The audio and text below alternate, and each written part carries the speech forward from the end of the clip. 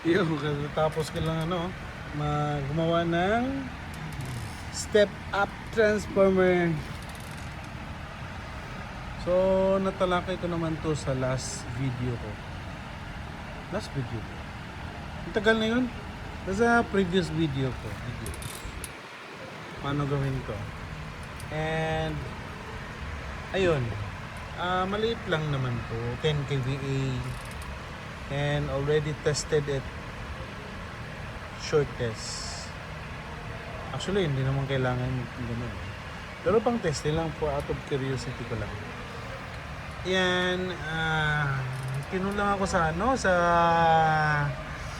electrical varnish. Kaya ginawa ko, ligo-ligo lang. Hindi yung talagang ibababad mo siya. Mas okay yun.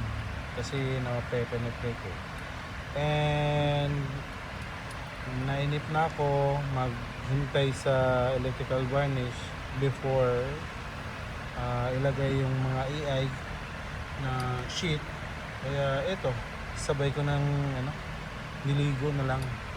At saka brush lang ng konti. Ito yung primary.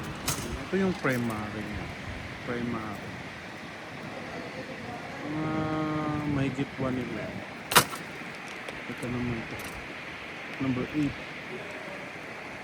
Yung mga usual na mga malalaki na primary. Kapal. Sakit sa kamay. Secondary yung malaki. Okay. Maliit. Malaki. Yan lang. Ayun na ko yung ginamit ko. 1 liter lang yun.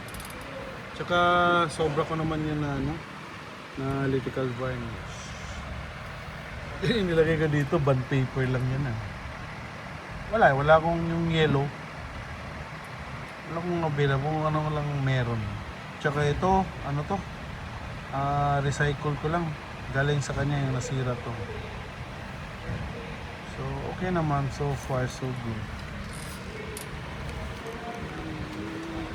Nag-upload na ako sa Facebook ng video nung nag-test ako. Ano lang yung tingnan nyo. Doon na lang. So ito yung final product ng Rewind. Tsaka ito naman yung ginawa kong coffee. Yan. So 60,000 ginawa kong B-Max. Yung core area naman ito is 7.2 inches. Yan.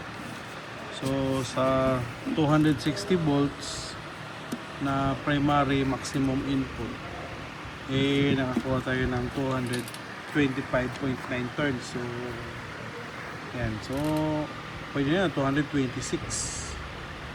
Ayan, ito yung core size. So ito yung naglista ko sa layer 1, layer 2, layer 3 yung nag-winding na. Ito mo yung individual niyang winding. So dito ko nag-start 0 to 126, tapos basically 17.38 turns per 20 volts. Ayan, per 20 volts. Ayan. Kung mag 10 volts per yan, 8.68 turns naman, pero magle-less to. Hindi nawabot sana sa 140, mababa na kasi ito. Minsan kasi may mga lugar na ganun kaya ganun.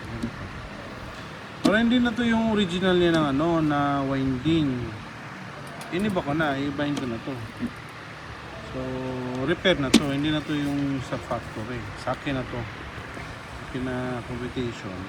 Madali lang naman ito, sundin nyo lang yun. Frequency 4.4 constant, core area B-Max. Kung wala kayong sa walang mga mumurahin na core, gawin yung 55,000 or 50,000 yung B-Max BM. So yan, laro naman Tsaka yung secondary 20 volts. Okay. Yun lang. And thanks for watching. Walang kwenta yung vlog ko. Parang update lang. Okay, kasi naisipan ko lang, hindi na ako nag-upload eh. So, sabi ng yung mga kilala, uy, ba't hindi ka na nag-upload eh? Wala akong magawang matinong ano eh. Na content. Wala. Ito lang, update lang. Life update.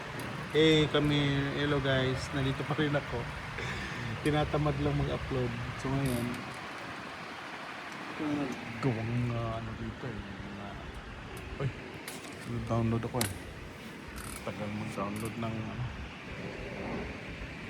So, yun. Yun lang. Babush. Bye-bye.